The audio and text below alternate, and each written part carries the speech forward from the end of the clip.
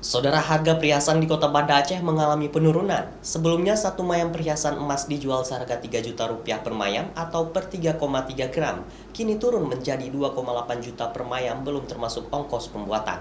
Akibatnya, daya beli masyarakat pun meningkat hingga 90%.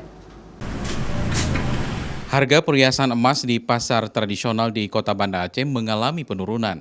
Sebelumnya harga perhiasan emas sempat memuncak dan berada di angka 3 jutaan per mayam atau per 3,3 gram. Kini turun menjadi 2,8 juta per mayam belum termasuk ongkos pembuatan. Naik turunnya harga emas ini dipicu karena pandemi COVID-19 yang mempengaruhi pasar global. Penurunan harga ini dipicu karena rupiah Indonesia menguat pada dolar Amerika Serikat, dengan nilai tukar rupiah saat ini menguat di Rp14.000 per dolar. Harga emas di kota Banda Aceh mulai ada penurunan ya.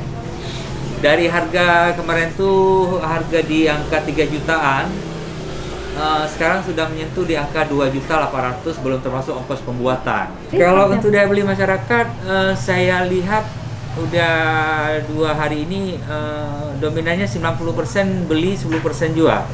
Dengan turunnya harga emas, pembelian emas di tengah masyarakat dominan lebih tinggi daripada penjualan, bahkan meningkat hingga 90%. Hal ini menunjukkan kepercayaan masyarakat mulai tumbuh kepada perputaran ekonomi komoditi logam mulia itu. Nova Misdayanti, Kompas TV, Banda Aceh.